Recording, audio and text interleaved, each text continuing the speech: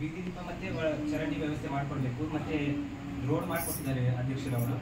ಮತ್ತೆ ಒಳಚರಂಡಿ ವ್ಯವಸ್ಥೆ ಮತ್ತು ಬೀದಿ ದೀಪ ಒಳಚರಂಡಿ ಮಾಡ್ಬೇಕಂದ್ರೆ ನಮ್ಮ ದೇಶ ಬಹಳ ಮುಂದೆ ಹೋಗ್ಬೇಕ್ರಿ. ಇನ್ನು ಲೇಟ್ ಇದೆ.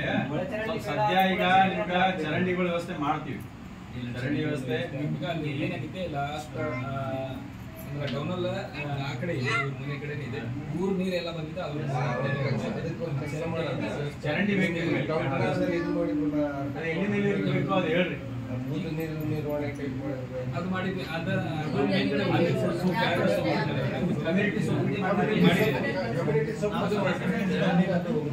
ಆಗಿದೆ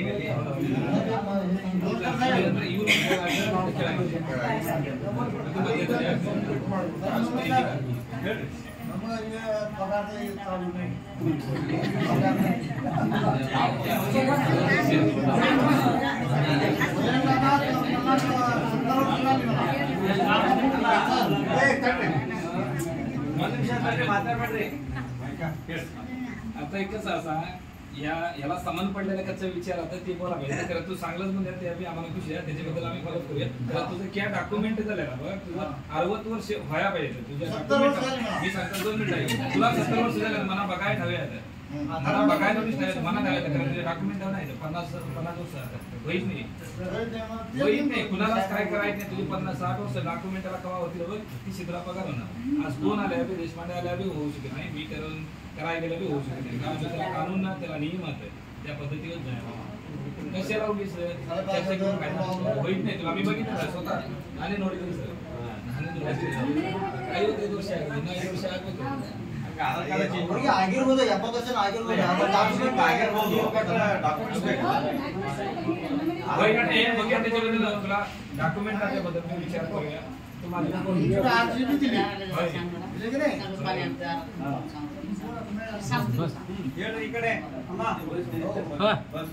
याला कसं सांग बाबा बद्दल आता खोली जाणार ग्रामसभे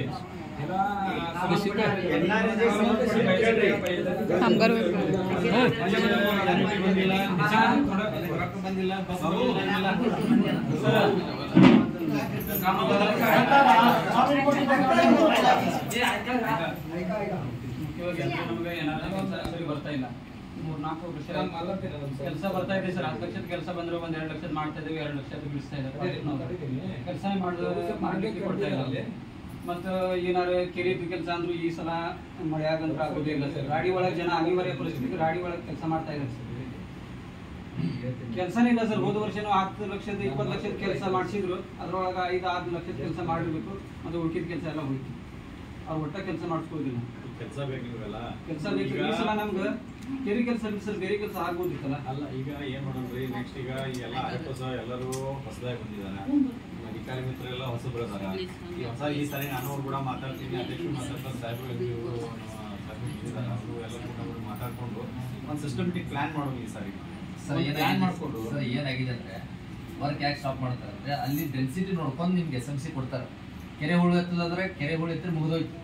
ಎಷ್ಟ್ರಾಗರ ಆಗ್ತದೆ ಅಲ್ಲಿ ಟ್ರೀ ಡೆನ್ಸಿಟಿ ಹೆಂಗೈತಿ ಅದ್ರ ಮ್ಯಾಗ ನಿಮ್ಗೆ SMC ಅಲೋ ಮಾಡ್ತಾರೆ. ಅಲ್ಲ ಸರ್ ಮಾಡ್ಸ್ಕೊಂಡ್ರೆ ನೀವು ಕೆಲಸ ಒಂದು ನಿಮಿಷ ಕ್ರಿಯೋಜನ ಹಾಕ್ತಿರಲ್ಲ. ಕ್ರಿಯೋಜನ ಹಾಕಿದ ಮೇಲೆ ಎಷ್ಟು 10 ಲಕ್ಷದ ಕೆಲಸ 5 ಲಕ್ಷದ್ದು SMC ಬಂತು. 5 ಲಕ್ಷದ್ದು ಕೆರೆ ಉಳಿತದ ಬಂತು. 5 ಲಕ್ಷದ SMC ಮಾಡಿಸ್ಕೊಂಡ್ರಿ.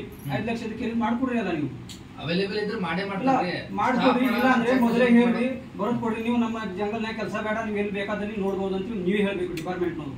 ನೀವು ಅದನ್ನ ಬಿಟ್ಟು ಅರ್ಧ ಮಾಡಿಸ್ಕೊತೀರಿ, ಅರ್ಧ ಮಾಡಿಸ್ಕೋದಿಲ್ಲ ನೀವು. ನೋಡ್ರಿ ಅಲ್ಲಿ ಟ್ರೀ ಡೆನ್ಸಿಟಿ ಮೇಲೆ ಡಿಪೆಂಡ್ ಇರ್ತೈತಿ ಕೆಲಸ. SMC ತಗೊಳ್ಳೋದಂದ್ರೆ ಎಲ್ಲಾ ಕಡೆ ಹೊಡಿಲಿಕ್ಕೆ ಆಗೋದಿಲ್ಲ. ಗಿಡ ತೆಗೆದು ಹೊಡಿಲಿಕ್ಕೆ ಆಗೋದಿಲ್ಲ. ಟ್ರೀ ಡೆನ್ಸಿಟಿ ನೋಡ್ಕೊಂಡ ಏರಿಯಾ ಅವೈಲೇಬಿಲಿಟಿ ನೋಡ್ಕೊಂಡು ಹೇಳ್ತಾರೆ. ಸ್ಟಾಪ್ ಮಾಡೋದು ಕಂಟಿನ್ಯೂ ಮಾಡೋದು ಅವ್ರ ಆದೇಶ ನಾವು ಪಾಲನೆ ಮಾಡ್ಬೇಕು.